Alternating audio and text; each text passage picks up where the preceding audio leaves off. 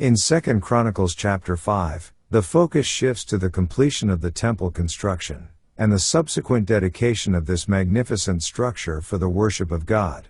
The chapter opens with the transfer of the Ark of the Covenant, containing the tablets of the law that Moses received from God, to the newly constructed most holy place within the temple. A grand procession, involving the leaders and elders of Israel, signifies the sacredness and importance of this moment. The ark is placed beneath the wings of two massive cherubim, symbolizing the presence of God between the heavenly beings. As the ark is installed, the glory of the Lord fills the temple, signifying divine approval and acceptance of the sacred space. The cloud of God's presence becomes so intense that the priests are unable to continue their duties, emphasizing the profound holiness of the moment. This manifestation of God's glory recalls similar occurrences in the history of Israel, such as the dedication of Solomon's father David bringing the ark to Jerusalem. Solomon, in his role as the leader of Israel, addresses the assembly and acknowledges the fulfillment of God's promise to establish a dwelling place among his people.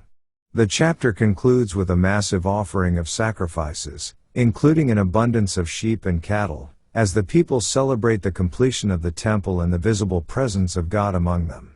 Chapter 5 marks a climactic moment in the narrative, as the temple is now ready for its central role in Israelite worship and the manifestation of God's presence is tangibly felt by the people. Let's now read 2 Chronicles chapter 5. Thus all the work that Solomon made for the house of the Lord was finished, and Solomon brought in all the things that David his father had dedicated, and the silver, and the gold, and all the instruments, put he among the treasures of the house of God.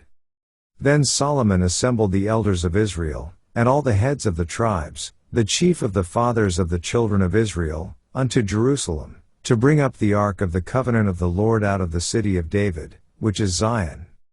Wherefore all the men of Israel assembled themselves unto the king in the feast which was in the 7th month. And all the elders of Israel came, and the Levites took up the ark. And they brought up the ark, and the tabernacle of the congregation, and all the holy vessels that were in the tabernacle, these did the priests and the Levites bring up. Also King Solomon, and all the congregation of Israel that were assembled unto him before the ark, sacrificed sheep and oxen, which could not be told nor numbered for multitude. And the priests brought in the ark of the covenant of the Lord unto his place, to the oracle of the house, into the most holy place, even under the wings of the cherubims. For the cherubims spread forth their wings over the place of the ark, and the cherubims covered the ark and the staves thereof above. And they drew out the staves of the ark, that the ends of the staves were seen from the ark before the oracle, but they were not seen without. And there it is unto this day. There was nothing in the ark save the 2 tables which Moses put therein at Horeb, when the Lord made a covenant with the children of Israel, when they came out of Egypt. And it came to pass, when the priests were come out of the holy place, for all the priests that were present were sanctified, and did not then wait by course.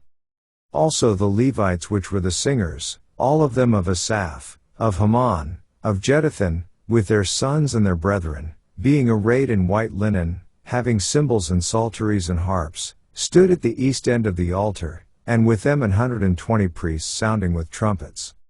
It came even to pass, as the trumpeters and singers were as one, to make one sound to be heard in praising and thanking the Lord, and when they lifted up their voice with the trumpets and cymbals and instruments of music, and praised the Lord, saying, For he is good, for his mercy endureth forever, that then the house was filled with a cloud, even the house of the Lord. So that the priests could not stand to minister by reason of the cloud, for the glory of the Lord had filled the house of God. This ends our reading of 2 Chronicles chapter 5.